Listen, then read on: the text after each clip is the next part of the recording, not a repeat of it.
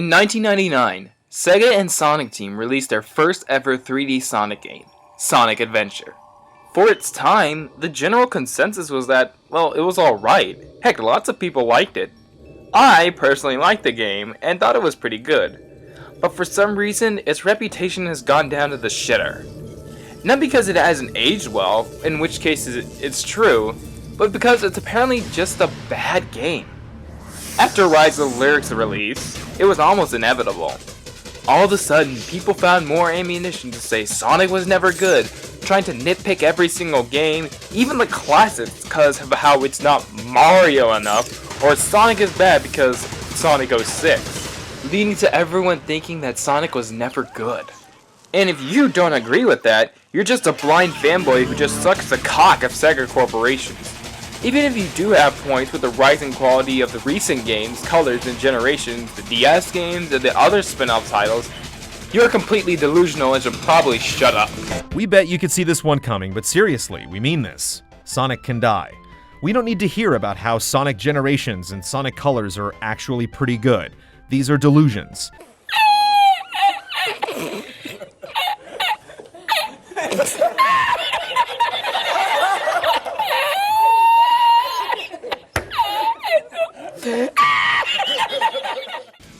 So I'm going to do my best to defend and refute some of the arguments on this game by going through each of every single playable character's gameplay styles, and point out these common misconceptions. This is my defense of Sonic Adventure.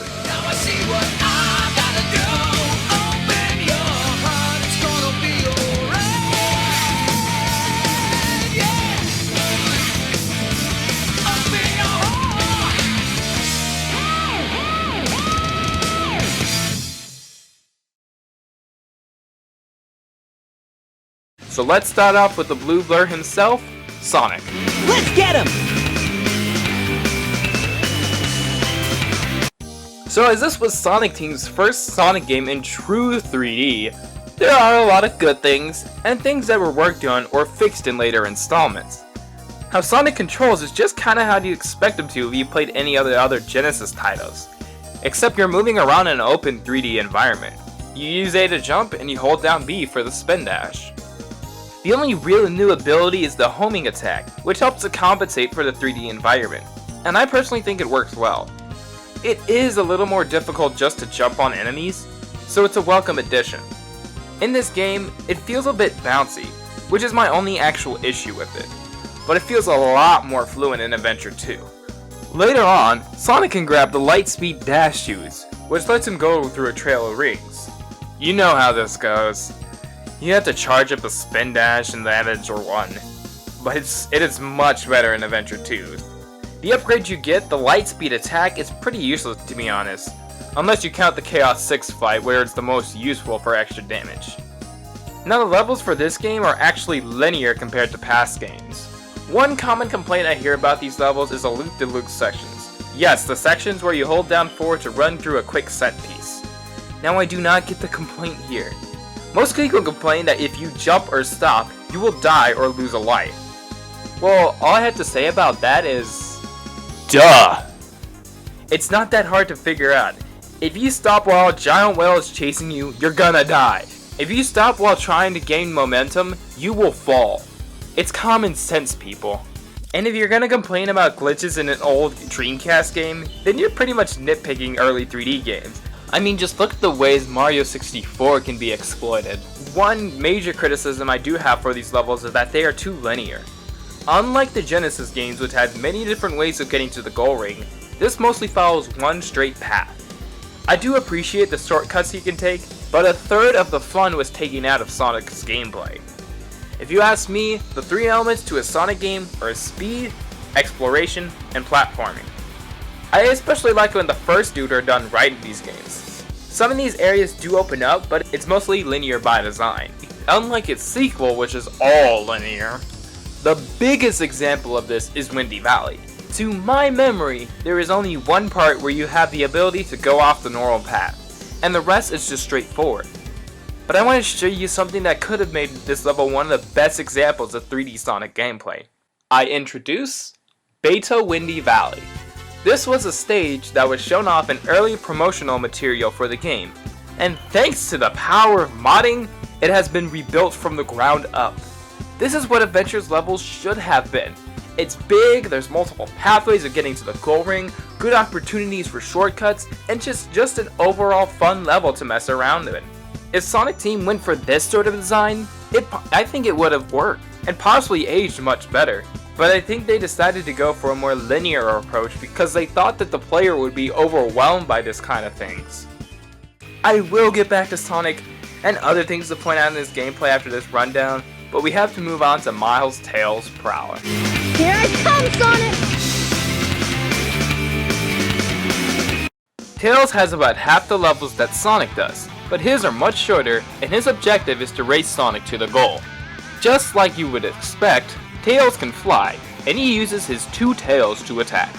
He can also nab an upgrade that allows him to do the attack repeatedly by holding down the button that is really useful. His stages are just the same as Sonic, just with added flight rings.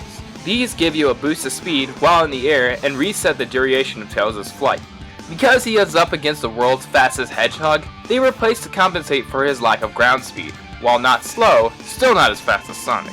His gameplay is about the same despite a few shortcuts speedrunners can catch, until you reach Speed Highway however. The goal in this stage is to actually beat Eggman to the rocket. It actually starts out normally, but then branches out into this giant area that has tons of platforms, air dash rings, and big helipads. And this is what Tails needed so much more of his levels. The only times his abilities are fleshed out is in this section. There is so much potential for a speed-based flight character in this game, and the only time they did flesh it out was in his final action stage. I would have loved to see more of this kind of stuff in his stages. That's really all I have to say about Tails. Most of the criticism from him are mostly the same from Sonic, which I already covered. Now, on to Knuckles. Okay, let's go! Knuckles plays much differently than Sonic or Tails. His goal is to hunt for the Master Emerald Shards. The way his stages are designed are more arena type. Just a sandbox to explore nooks and crannies of the level. I personally like how he controls. He can punch, glide, and climb. He has a very simplified control scheme. The Emerald Radar works in showing where to go. You can also use to call to help you find where you need to go, but what's the fun in that? With tracking these emerald pieces, it shows how close you are to each one of them, not one at a time with gigantic open areas like Adventure 2. The pieces are bright and they stick out, making them much easier to spot, unlike Adventure 2. Okay, I guess you can tell I prefer treasure hunting in Adventure 1. Not only were the designs and decisions were better in Adventure 1's, the levels were small and arena-like, which catered to Knuckles. The only time I saw Adventure 2 do this was in Pumpkin Hill and Death Chamber. Also, I have one more thing to add. I think it was pretty obvious that the pieces were randomized. Just a little food for thought, Mr. I make game analysis videos about Zelda and Mega Man. Here's what this says. Sure, you can use the lit up panels on the wall to climb up, but why bother? Just glide into the wall and climb up. There isn't a lot to say about this stage. Oh, this fucking... Oh my god. It isn't particularly large, so you shouldn't have much trouble locating the emerald pieces. What the fuck is wrong with him? I know. Like, what is actually wrong with this guy? Hold on, I'm fucking... What the fuck help does he think he's providing anybody? I'm gonna say the name out loud because people are gonna think that... Yeah, it's, the fact walkthrough by... Pizza! I only say this because, people will think we're making this shit up. It's embarrassing. This FAQ is dedicated to my friend Michelle, who has stuck with me, laughed at all my lame jokes, and humored me a lot more than I actually deserve. And she was also really impressed when I wrote this walkthrough. I mean, he must have hated her, considering the quality of this walkthrough. This is dedicated to Michelle. It's not like they're randomly put without any thought. They are on places that have something distinct about them. Like in Casinopolis, they would be found under a lion's hand, at a pirate ship, in the shower, other things like that. There are thought put in the placement of these pieces, even though they are in different areas for each playthrough. Besides the Shuffle Claw, not a lot of Knuckles upgrades are useful. That's really my only complaint. But enough about Knuckles. Let's move on to everyone's favorite Sonic stalker, Amy Rose. It's my turn now! Amy's gameplay revolves around trying to escape from Zero the robot. And I know this is an unpopular opinion, but I really like playing as her. Her ground speed could be much better, but I find her easy to pick up and play, which I think was kind of the point. With her hammer, Amy feels acrobatic once she's able to pick up speed, and the levels are more platform heavy and implement some pretty fun puzzles. But she only has 3 stages. Her first one is just getting away from Zero, just a really simple level, though I can do without the mirror hallway. And her next level is Hot Shelter, which I actually really like. When you play as her here, you can see what the devs were going for. In a way, they were trying to make some sort of Sonic survival horror game. Okay, hear me out on this, hear me out. This seems out of place for a Sonic game, I know, but when you're in Hot Shelter while running away from Zero, you are solving puzzles and trying to avoid getting captured by Zero. It gives Amy, and the player for that fact, a sense of adrenaline while trying to figure out how to get to the balloon as fast as possible. If I were to have this sort of gameplay style return, I would have a more intimidating robot, not just derpy Zero, improve Amy's ground speed, and make the robot's AI more akin to Nemesis from Resident Evil 3. You didn't think I'd talk about survival horror in a Sonic game, huh? Amy's story actually kinda ends in a Resident Evil style way of finally being able to lay the smackdown on Zero, and with the happy and cheery ending after everything going boom. I personally would have added a rocket launcher for extra measure, but yeah. Your character. Now on to Big the Cat. Hold on, Froggy, I'm coming! Now let's be honest and let's be quick here. Big is not terribly designed. He's just out of place for a Sonic game. It's just Sega bass fishing with a Sonic character. But I will go into a bit more explanation. The devs made Big and his gameplay like this because of the graphical leak. They wanted players to look at the water for a long period of time. And of course that backfired. And this is also the reason why Chaos was water themed. It is because they wanted to make an enemy that wasn't possible without the graphical power of the Dreamcast. So yeah, that's why there's so much water. The only thing I can tell players to make Big much more playable is to tell the trick on getting a hit on a fish. When the fish is getting ready to bite, just press down on the control stick. That's it. It's really not that hard. Even says so on the instructional manual. But Big still deserves the criticism that he gets. Sorry about that, you big fat purple cat. Now on to the final character, E102 Gamma. Preparation complete. Now this one is interesting. On one hand, one thing I would like to say that it's a better Mega Man game than X7. Or Mighty Number 9. The other? It also doesn't fit as a Sonic game. One of the main reasons that he was included is because Sonic Team were given requests by fans to implement some sort of shooting into the game. It's good that they decided to go with an all-new character rather than just giving a well-known character a gun or something. Oh no. It starts off with Gamma taking orders from Robotnik, like destroy the Sonic doll and capturing Froggy. In the midway point, Gamma decides that he's had enough of this and follows his own path to rescue his own robotic companions.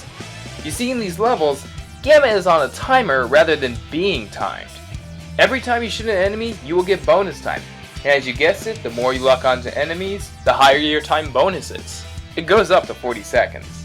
I feel that this is much better than the mech shooting was in Adventure 2. Even though this kinda doesn't fit in a Sonic game, your main objective is still to get to the goal quickly, just with an added boss at the end to test how good you were at managing time. The only really interesting stage, like Amy, is actually Hot Shelter. It's a pretty long level with an interesting boss fight at the end. Weird how one of the robots turned up to this. And Eggman building him with a bunch of Dreamcast. There are a few interesting platforming sections here with a train set piece, which I think also inspired a section in Heroes, and I think the overall design here is pretty top notch. I think we've talked about characters and their gameplay styles long enough, so we're gonna have to move to actual bosses. Of course, we start off with the main enemy of the game, Chaos. The thing about Chaos is that he was created because the folks at Sonic Team wanted to make a new enemy that wouldn't have been possible without the new hardware. So they decided to make him water-like. Now this does not excuse the fact that some of his boss fights are uninspired and in some cases really easy. Yeah, I will admit, starting off this game with the boss wasn't really the best idea. And did we really have to fight Chaos 4 like 3 times in the main campaign? I do like the fight with his second form with Knuckles, however. It actually mixes it up a little bit. What about Chaos 6? Do we really need this? Should I even talk about this? Just look. Savage. Hey, at least the final fight with Perfect Chaos is really entertaining. Of course, with Open Your Heart playing in the background, it really helps. Robotnik's fights are a lot more interesting. I think that Hornet is a really generic fight, but I enjoy the fights between the Walker and the Viper. Walker utilizes almost all of Tails' abilities in an enclosed area, and Viper is a great final showdown between Robotnik and Sonic. I love how this fight keeps escalating, to the point that you're just left standing on 2 platforms, and then he tries to take you down as his final straw. The other boss fights aren't really that special. Zero, you just hit him 3 times on the electric fence. The E-Series robots don't offer that much of a challenge except for Zeta and Beta 2. And the character fights? Please. Oh no. Minigames! Yeah, this game has minigames.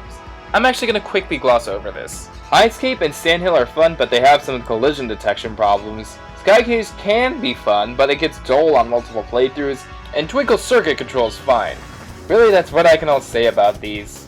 So let's dig into the most heavily criticized part of every single Sonic game, the story. So let's get something straight here. The story itself isn't actually that bad. The way it's told, however, is very convoluted. You see, the story goes through all the playable characters' separate campaigns, and each of them have contrasting elements, and in some of the ways they meet during the story. For example, Sonic meets every single character at least one time in the story. During that point, you will unlock them to be playable. There is a point where you have to fight EU-102 Gamma with Sonic, but Amy prevents Sonic from destroying him. But then you go to Amy's story, and then you get to see the scene that Gamma and Amy had together before this. But of course, there are a few plot holes. In Big's campaign in Emerald Coast, you see a cutscene after catching Froggy where Gamma steals Froggy from Big. However, in Gamma's story, it's just a stage, and he has no interaction with Big at all. What would have made this better, they could have just put Big's model holding Froggy, and the stage ends with him touching Froggy to make it more believable. But I will admit that's a little bit of nitpicking. There are other examples like this, but the story takes itself seriously at the right moments when it needs to.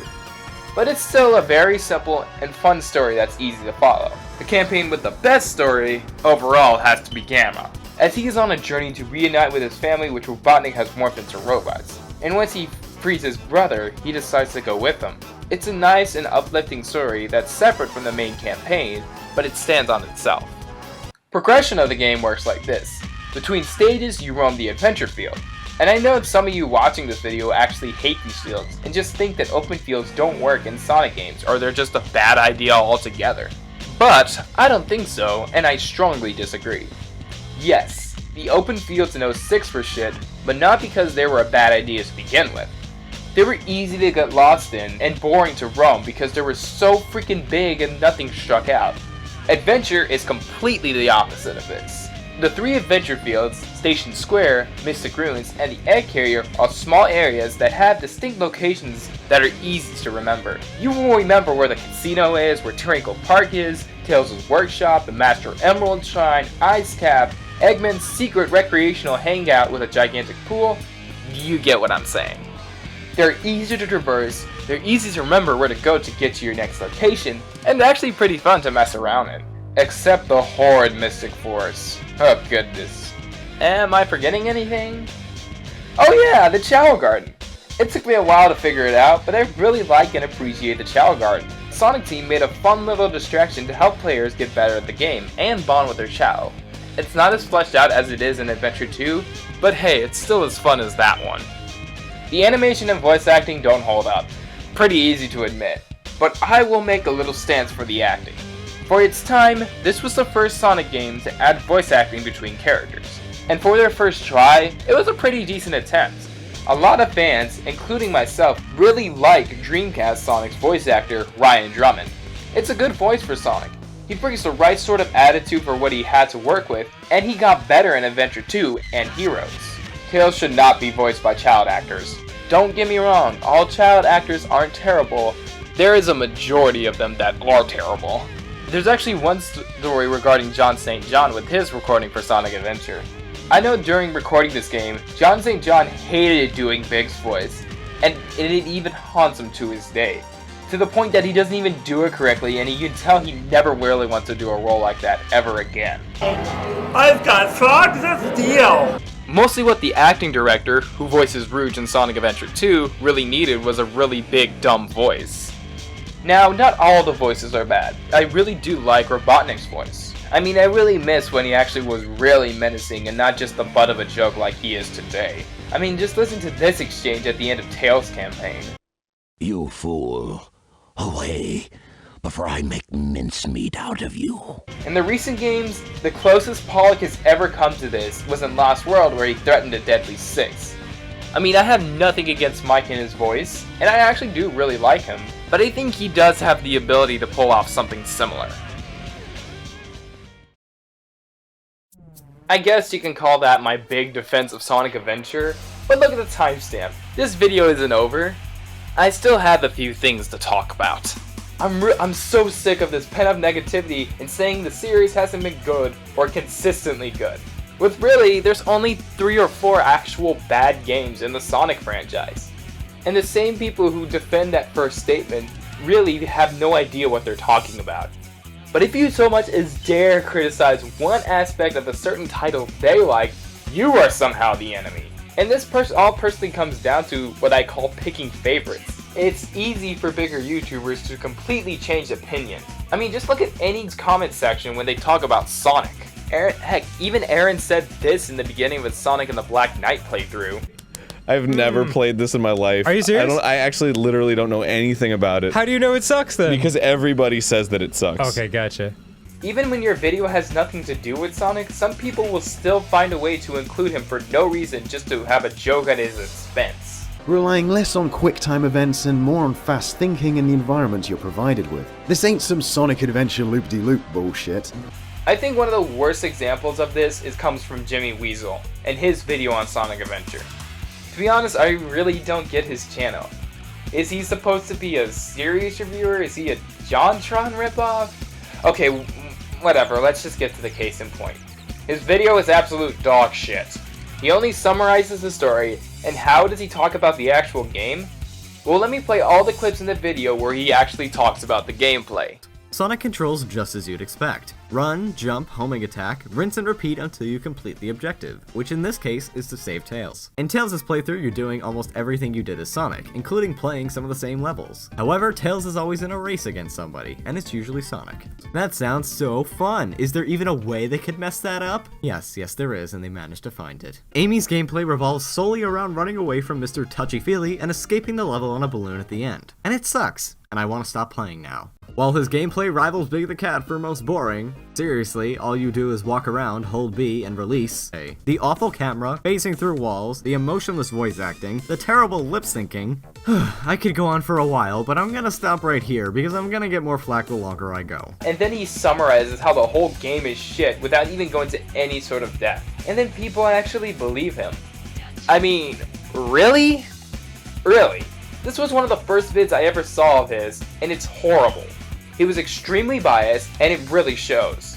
I think what proves my point more is his Yokai Watch video, which someone else actually called him out on. And that was a well-made video that I think you should check out. It also basically shows how much of an idiot and how biased Jimmy really is. He's got the nerve to say this. I really don't like this game. In fact, I didn't even finish it. Jimmy, bro, you only got to the second boss. You got nowhere in the game, and you're criticizing it. Although it's really close to reaching it, and I know some of you guys who like these people probably think I'm insulting you as a person for some reason, I want to stop here. I really don't want this video to turn into a shitposting video. I'm gonna do better than that. I just wanted to call them out on this. No matter what anyone says, I will still enjoy Sonic Adventure. And I will admit the game hasn't aged well, I will never call it a bad game.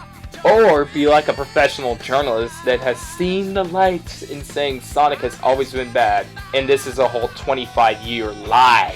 I will still be around to defend and enjoy this game. This has honestly been bugging me for the past 2 years, and I'm happy that I can finally get it off my chest. And when Sonic Adventure 3 is ever made, hopefully Azuka and Sonic Team of today can take the good things out of Adventure 1 and 2, put in some great mechanics, and make it something that fans, gamers, and newcomers alike can thoroughly enjoy. I mean, Azuka states that he wants to do it eventually. I remember I said when I was younger that I wanted to make a YouTube channel with content I can be proud of and enjoy making eventually. Well, I'm not stopping now. Hey everyone! Thanks so much for sitting through this. Did you like this video? Thumbs up!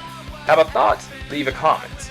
This has been a crazy first year with its ups and downs, and I'm so glad I finally got all these videos out. I have a ton more videos planned for this upcoming years, some even Sonic related, and I'm looking forward to it. I hope I won't have too much of a delay from this video to the next one, but we'll see how that goes.